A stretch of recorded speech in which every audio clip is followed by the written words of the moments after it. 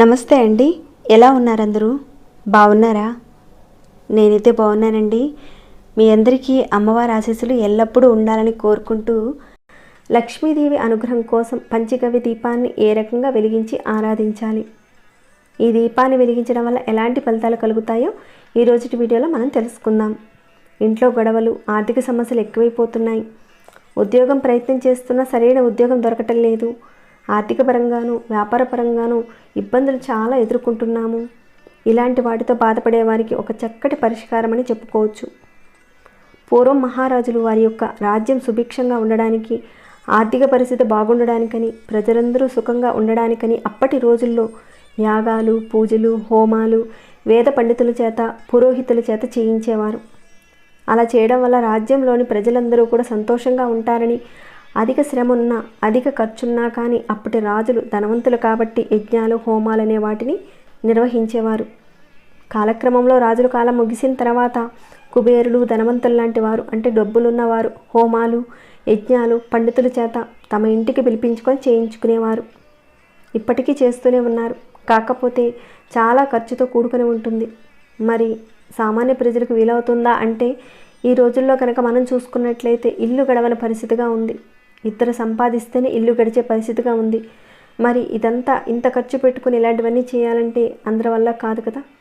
అందువల్ల హోమాలు, యజ్ఞాలు చాలామంది కూడా చేయకుండా ఉన్నారు. కానీ చేయాలని మనసు కనిపిస్తుంది, చేస్తే బాగుంటుంది అనిపిస్తుంది. ఆ బాధను తీర్చడానికి ఇది ఒక మంచి దీపారాధనని చెప్పుకోవచ్చు. ఈ దీపాన్ని కనుక మీరు వెలిగించి లక్ష్మీనారాయణ కటాక్షం మన ఇంట్లో పరిపూర్ణంగా ఉంటుంది. ఆర్థిక సమస్యలు తగ్గిపోతాయి. ఈ దీపారాధన వెలిగించడం వల్ల ఎన్నో ప్రయోజనాలు ఉన్నాయి. దీనిని పంచగవ్య దీపం అంటారు. పంచ అంటే 5, కావ్య అంటే గోవు నుండి సేకరించిన 5 పదార్థాలని అర్థం. ఈ పంచగవ్య ప్రమితికి ఉపయోగించిన పదార్థాల మాటకి వెళితే కనుక ఆవు పాలు ఇంద్రుడుగాను, పెరుగు వాయుదేవుడుగాను, గోమూత్రాన్ని వరుణదేవుడుగాను, పేడను అగ్నిదేవుడుగాను, సూర్య భగవానుడు ప్రత్యేక వస్తువులను ఉపయోగించి తయారు చేస్తారు. అందుకే దీనిని పంచగవ్య దీపం అంటారు. ఈ దీపారాధన వెలిగించి పూజ చేయడం వల్ల దైవికమైన శక్తి వచ్చి తీరుతుంది. లక్ష్మీదేవి ఆకర్షింపబడుతుంది. ఇంతకీ ఈ దీపారాధన ఎప్పుడు చేయాలి, ఏ రకంగా వెలిగించాలి ఏంటనేది అన్ని విషయాలు తెలుసుకుందాం. అంతకన్నా ముందు ఒక చిన్న రిక్వెస్ట్ అండి, కనీసం ఈ వీడియోకి ఒక చిన్న లైక్ చేయడం మాత్రం అసలు మర్చిపోకండి. సబ్స్క్రైబ్ కాని వారు, కొత్తవారు ఎవరైనా మీలో ఉంటే కనుక మన ఛానల్లో అనేక రకాలైన సమస్యలకు తక్క పూజలు, పరిహారాలు ఉన్నాయి. ఒకసారి మీరు ఛానల్లోకి వెళ్ళి చూడండి. చూసి మీ సమస్యకు తక్క ఏదైనా పూజను కానీ, పరిహారాన్ని కానీ ఎంచుకునే ప్రయత్నం చేయండి. మీకు వచ్చిన రిజల్ట్ని నాతో పంచుకోండి. దాంతోపాటుగా సబ్స్క్రైబ్ కండి, బెల్ బటన్ ప్రెస్ చేయండి, ఆల్ అనే నోటిఫికేషన్ తప్పకుండా యాక్టివేట్లో పెట్టుకోండి. ఓకేనండి, ఇక మన విషయంకి వెళ్దాం. ఈ దీపారాధన మనం హాల్లో కానీ, పూజా రూమ్లో కానీ వెలిగించుకోవచ్చు. ఎక్కడైతే మీరు పూజ చేసుకుంటున్నారో అక్కడ ప్లేస్ అనేది శుభ్రం చేసి అమ్మవారి చిత్రపటం కానీ, లక్ష్మీ సమేత విష్ణుమూర్తి పటం కానీ పెట్టుకుని చక్కగా దీపారాధన చేసుకుని ఈ దీపాన్ని హాల్లో కానీ, పూజా రూమ్లో కానీ వెలిగించుకోవచ్చు. ఎప్పుడైనా స్టార్ట్ చేసే ముందు ఇల్లంతా చక్కగా ధూపం వేయండి. వేయటం వల్ల ఎలాంటి అతీత శక్తులు ఉన్నా కానీ అవన్నీ కూడా బయటికి వెళ్ళిపోతాయి. దానివల్ల మనం చేసే పూజల వల్ల మనకు సంపూర్ణ ఫలితం కలుగుతుంది. ఇక ఇక్కడ మీరు చూసేది పంచగవ్య దీపం. మనకు మార్కెట్లో ఇలాంటి పంచగవ్య ప్రమిదలు దొరుకుతాయి. కొందరికి వీలున్న పరిస్థితుల్లో ఈ పంచగవ్య దీపాలను తమకు తామే సొంతంగా తయారు చేసుకుని వెలిగించుకుంటారు. కుదరని వారు మనకు మార్కెట్లో దొరికే ఇలాంటి పంచగవ్య దీపాలను తెచ్చుకొని పూజలో ఉపయోగించుకోవచ్చు. వీటిని వెలిగించడం వల్ల యజ్ఞం చేసినంత ఫలితం మనకు కలుగుతుంది. అమ్మవారి ముందు కానీ, అయ్యవారి ముందు కానీ ఈ పంచగవ్య దీపాలను 5 కానీ, 1 కానీ మన అనుకూలతను బట్టి వెలిగించుకోవచ్చు. వెలిగించినప్పుడు కింద భాగం అంతా కూడా వెలుగుతుంది కాబట్టి ఒక మట్టి ప్రమిదలను ఏర్పాటు చేసుకుని దీపారాధన చేసుకోవాలి. ఇక్కడైతే నేను 5 పంచగవ్య దీపాలను వెలిగిస్తున్నాను.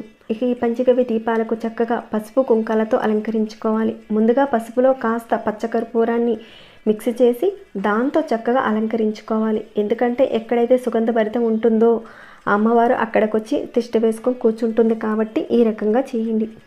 ఇక ఈ దీపాలను చక్కగా పెట్టుకోవడానికని ఒక ప్లేట్ అనేది ఏర్పాటు చేసుకొని పసుపు, కుంకుమలు పెట్టుకొని అలంకరించుకున్న తమలపాకులు అనేది ఏర్పాటు చేసుకొని ఆ తమలపాకుల మీద మనం ఏర్పాటు చేసుకున్న పంచగవ్య దీపాలను ఉంచాలి.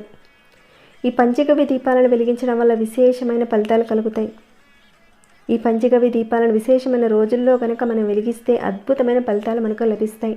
అంటే అక్షయ తృతీయ రోజుల్లోనూ, లక్ష్మీ వ్రతాల్లోనూ, వరలక్ష్మి వ్రతాల్లోనూ, దీపావళి రోజుల్లోనూ, అక్షయ తృతీయ రోజుల్లో కనుక మనం వెలిగించుకున్నట్లయితే మరింత విశేషమైన ఫలితాలు లభిస్తాయి. అలానే ప్రతి శుక్రవారం వెలిగించడం వల్ల దాని నుంచి వచ్చే పొగ మొత్తం ఇంటిని దైవత్వం నింపుతుంది. ఒక డివోషనల్ ఫీలింగ్ అనేది మనకు కలుగుతుంది. ఈ రకంగా చేసుకోవడం వల్ల ఆర్థిక సమస్యలు పటాపంచలైపోతాయి. ఈ దీపారాధన మనం తూర్పు ముఖంగా పెట్టి దీపారాధన చేసుకోవాలి. శుక్రవారం సమయంలో వెలిగించుకునే పని అయితే శుక్రహోర సమయంలో, అంటే 6 గంటల నుంచి 7 గంటల సమయంలో వెలిగించుకుంటే చాలా మంచిది. దీపారాధన వెలిగించడం వల్ల హోమం చేసినంత ఫలితం మనకు లభిస్తుంది. ఈ దీపారాధన నుంచి వచ్చే పొగ వల్ల ఇంట్లో ఉండే పొల్యూషన్ అంతా కూడా పోగొడుతుంది. ఇక ముందుగా మనం తడిపి ఉంచుకున్న ఒత్తులను మధ్య భాగంలో ఏర్పాటు చేసుకొని ఆవు నేతితో వెలిగించాలి. లేదా 2 ఒత్తులను వేసి దీపారాధన వెలిగించుకోవచ్చు. తర్వాత మన దగ్గర ఉన్నటువంటి ఈ పువ్వులతో చక్కగా దీపాలను అలంకరించాలి. ఈ రకంగా చేసుకున్న తర్వాత లక్ష్మి అమ్మవారికి సంబంధించిన మంత్రాలను చక్కగా కుంకుమతో పెట్టుకుంటూ పూజ చేసుకోండి. ముందుగా మీరు వెంకటేశ్వర స్వామి వారికి, కులదేవతకి నమస్కారం చేసుకున్న తర్వాతనే ఈ పూజను చేసుకోవాలి. శుక్రవారం రోజున మీరు చేసుకుంటే శుక్రహోర సమయంలో చేసుకోండి. అప్పుడే చాలా మంచి ఫలితం వస్తుంది. మీరు కోరుకునేది వెంటనే జరుగుతుంది. ఈ పంచగవ్య దీపాలను వెలిగించిన తర్వాత పువ్వులు, అక్షంతలను సమర్పించి నమస్కరించుకోవాలి. లక్ష్మీప్రదమైనటువంటి ఈ పంచగవ్య దీపాలను వెలిగించిన తర్వాత అమ్మవారికి ఎంతో ప్రీతికరమైన పచ్చ కర్పూరాన్ని కానీ లేదా జవ్వాదు పౌడర్ని కానీ ఈ దీపాలకు సమర్పించాలి. ఆ రకంగా చేసుకున్నట్లయితే అమ్మవారు మన ఇంటికి ఆహ్వానింపబడి తిష్ట వేసుకొని కూర్చుంటుంది. తర్వాత హోమంలో ఈ రకంగా కాస్త నెయ్యి వేసి వెలిగిస్తారో అదే రకంగా ఈ పంచగవ్య ప్రమిద మొత్తం కూడా అగ్నిలో పూర్తిగా కాలాలి. అందుకని మధ్యలో నేతిని వేస్తూ పూర్తిగా కాలిన తర్వాత భస్మం అనేది మిగులుతుంది. కొద్దిగా నెయ్యి వేసుకొని వెలిగించుకోవాలి. మీరు దీపారాధన అంతా కూడా చేశారు. ఆ రోజు మొత్తం కూడా పూజా మందిరంలో అలానే ఉంచేయండి. ఇక దానిని ఆ రోజున మాత్రం మీరు కదపకండి. తర్వాత రోజున శనివారం రోజున తీయండి. ఆ తీసిన తర్వాత భస్మం వస్తుంది కదా, ఆ భస్మాన్ని అంతా కూడా మీరు కలెక్ట్ చేసుకొని ఒక చిన్న డబ్బాలో పెట్టుకొని ప్రతిరోజు స్నానం చేసే టైంలో కాస్త మీరు నుదుటన పెట్టుకున్నట్లయితే లక్ష్మి అనుగ్రహం కలుగుతుంది. అలానే విభూతిని నేతితో రంగరించి మనం పెట్టుకుని బయటికి వెళ్ళినట్లయితే ఏ పనుల కోసమైతే వెళ్తున్నారో ఆ పనులన్నీ సకాలంలో జరుగుతాయి. విశేషమైన ఇలాంటి పంచగవ్య దీపాలను వెలిగించడం వల్ల మన ఇంట్లో ఉన్న లోపాలు, దోషాలు తొలగిపోతాయి. ఎవరికైతే వ్యాధులు ఉన్నాయో అలానే ప్రతినిత్యం దీపాలతో దీపారాధన చేయడం వల్ల వారి జాతక రీత్యా, గోచార రీత్యా ఉన్నటువంటి గ్రహ దోషాలన్నీ కూడా తొలగిపోతాయి. ఈ పంచగవ్య దీపం వెలుగుతున్నప్పుడు అవి పూర్తిగా అయిన తర్వాత వాటి నుంచి వచ్చే వాయువులు మన శరీరాన్ని, ఎముకలను అంటిపెట్టుకుని ఉన్న ఏ దోషాలైనా సరే ఈ పంచగవ్య వాయువులను ఆస్వాదించడం వల్ల అవి నశించిపోతాయి. అగ్ని చేత ఏ విధంగా కట్టెలు దహించబడతాయో అదే విధంగా మన శరీరంలో ఉన్నటువంటి ఏ దోషమైనా సరే కాల్చి వేసినట్లుగా అన్నీ కూడా తొలగిపోతాయి. ప్రతిరోజు మీరు 48 రోజుల పాటు కనుక మనం ఈ పంచగవ్య దీపారాధన కనుక వెలిగించుకున్నట్లయితే 1 కానీ 5 కానీ మీరు అంటే మీ వీలును బట్టి 1 కానీ 5 కానీ మీరు వెలిగించుకున్నట్లయితే యజ్ఞం చేసినంత ఫలితం కలుగుతుంది. ఎవరైతే రుణ సమస్యలతో బాధపడుతున్నారో అలాంటి వారు ఈ పంచగవ్య దీపాన్ని వెలిగించితే అటువంటి సమస్యల నుంచి బయటపడతారు. ఈ పంచగవ్యం వెలుగుతుంటే మంచి వాసనలతో ఇల్లంతా వ్యాపిస్తుంది. దీనిని తీసుకుంటే ఏదో తెలియని ఆనందము, ఆధ్యాత్మిక భావాలను వంటివి కలుగుతాయి. ప్రతి ఒక్కరికి యజ్ఞం, హోమం చేసినంత ఫలితం కలగాలంటే తప్పకుండా ఈ పంచగవ్య దీపారాధన వెలిగించుకోవాలి. వెలిగించుకున్నట్లయితే మీకున్న సమస్యలు తీరిపోతే ఆర్థిక సమస్యల నుంచి మీరు బయటపడతారు. తప్పకుండా ప్రతి ఒక్కరూ కూడా ఈ దీపారాధన చేసుకుంటారని నేను భావిస్తున్నాను. ఇక ఈ వీడియోని ఇంతటితో ముగిస్తున్నాను. ఇంకేమైనా డౌట్స్ వస్తే కనుక అడగండి, రిప్లై ఇస్తాను. అలానే మీ మనసుకు ఎలా అనిపించిందని మాట చెప్పండి. లైక్ చేయని వారు ఒక చిన్న లైక్ చేయండి. సబ్స్క్రైబ్ కాని వారు సబ్స్క్రైబ్ చేసుకోండి. ప్రతిరోజు మన ఛానల్లో ఉన్న వీడియోస్ని చూస్తూ ఉండండి. మరొక భక్తి వీడియోలో మళ్ళీ మిమ్మల్ని కలుసుకుంటాను. అంతవరకు సెలవు.